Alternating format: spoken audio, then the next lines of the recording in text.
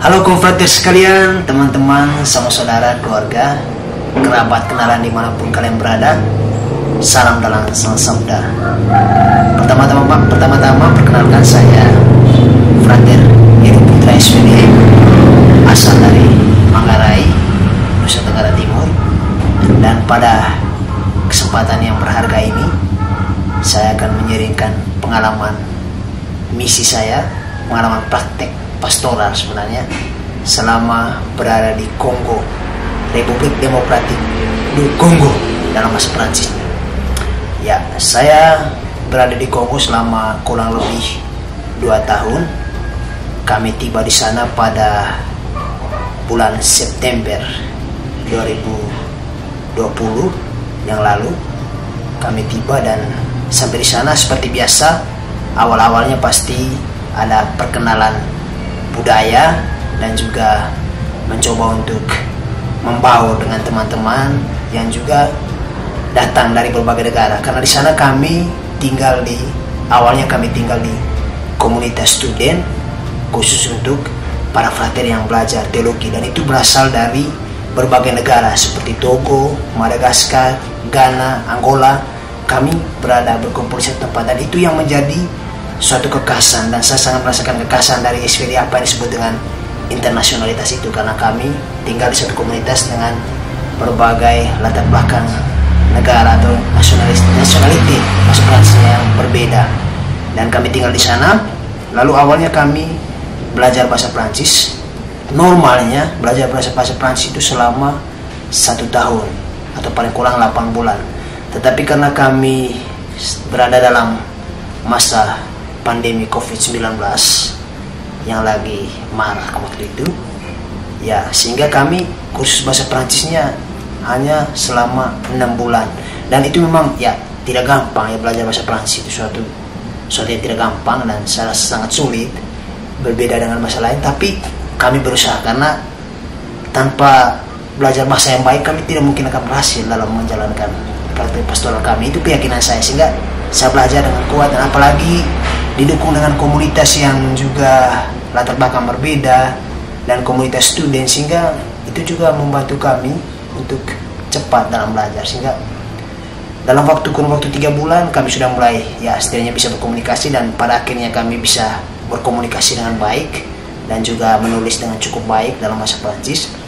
Lalu setelah 6 bulan itu kami kemudian belajar bahasa daerah. Salah satu bahasa daerah di sana yaitu bahasa Kikongo, dan itu salah satu bahasa yang penting untuk kami pelajari, karena ketika berada di medan pastoral di paroki-paroki kami harus menggunakan bahasa itu, karena tidak semua orang bisa berbahasa Prancis. Istilahnya begini ya, kami belajar bahasa Prancis itu hanya sebagai pengantar supaya bisa belajar bahasa Kikongo ini, dan karena bahasa ini yang akan kami gunakan untuk pelayanan pastoral ketika kami berada di paroki. Ya, kami belajar bahasa Kikongo ini selama 3 bulan di suatu provinsi lain yang namanya Bandundu. Ya, di situ kami belajar di komunitas SPD, dan gurunya juga seorang memang yang pakar dalam bahasa Kikongo. Kami belajar selama 3 bulan ya.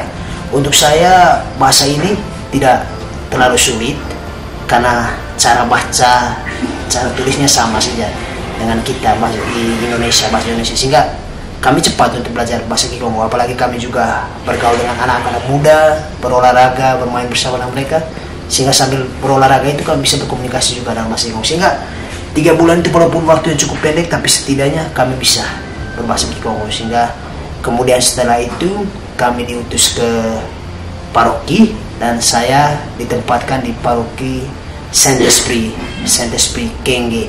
Saint-Esprit itu bahasa Prancis yang artinya Roh Kudus, paroki Roh Kudus lah. Kudus Kenge di sana, di Kenge, di salah satu provinsi di Kongo. Saya praktik di situ selama kurang lebih 1 tahun. Ya, 1 tahun saya berada di sana. Ya, yang jelas pasti ketika kita menjalankan pelayanan pastoral pasti ada tantangan dan ada juga hal-hal yang membahagiakan. Ya, tantangannya ya menurut saya yang pertama medan pastoralnya itu sangat sulit, dengan stasi-stasi yang sangat jauh, dan itu yang menyulitkan saya dan membuat saya kesulitan lah, karena di sana tidak gampang kita melewati medan-medan seperti itu, medan-medan sulit seperti itu ya. Kita jalan-jalan dengan motor lagi, dan itu membuat capek sebetulnya. Tapi ya, hal yang membahagiakan adalah ketika kita sudah sampai di tempat kita melakukan pelayanan pastoral seperti memimpin ibadat atau apa segala macam, kita disambut dengan ramah, dengan penuh senyuman dan dengan penuh kebahagiaan oleh umat yang sudah lama tidak merasakan atau tidak merasakan kegiatan-kegiatan, tidak berpartisipasi atau tidak dilayani secara rohani ya.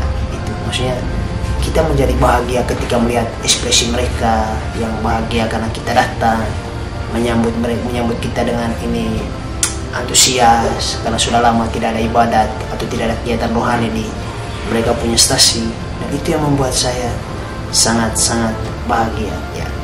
Jadi sehingga segala tantangan-tantangan yang ada itu sebenarnya tertutup oleh itu, dan tantangan bagi saya, tantangan-tantangan sebenarnya itulah yang membuat saya tetap kuat dan juga menantang diri, karena bagaimanapun sebagai seorang misionaris saya mesti mampu menghadapi segala tantangan yang ada, entah itu tantangan bagaimanapun beratnya. Saya mesti meyakinkan diri bahwa sang sabda itu sendiri ya, Allah itu sendiri pasti ada bersama saya dalam perjalanan pastoral saya. Sehingga 2 tahun berada di Kongo itu menurut saya bukan waktu yang lama, terlalu singkat ketika saya menikmati berbagai kegiatan-kegiatan pastoral di sana, terlalu singkat. Dan kesan saya karena kamilah yang pertama melakukan OTP di sana, kesan saya ya, saya walaupun mungkin orang melihat bagaimana, tapi saya merasa bahagia lah, senang bisa melakukan pastoral di sana, melakukan praktik di sana. Saya merasa senang walaupun mungkin orang mulai takut bahwa di sana ada ini, ada tantangan ini. Menurut saya hal yang paling pertama adalah ketika kita sebelum bermisi melakukan suatu misi atau pelayanan pastoral dimanapun, di negara manapun, lepaskan semua dari pikiran kita segala tantangan-tantangan atau hal-hal yang menghambat.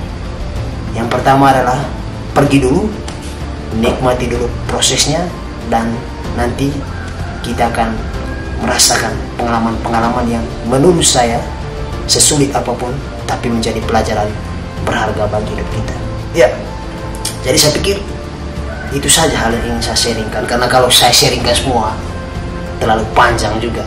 Tapi bahwa hal yang paling penting adalah bermisi di negara seperti Kongo, salah satu negara di Afrika, memang sulit, tetapi kesulitan itu bisa diatasi ketika kita punya keberanian untuk menantang diri dan keluar dari zona nyaman kita dan mencoba untuk mempelajari hal-hal baru yang tentu saja membuat kita akan semakin kuat dan semakin tangguh dalam menjalani segala tugas atau tanggung jawab yang akan dilimpahkan atau diberikan kepada kita.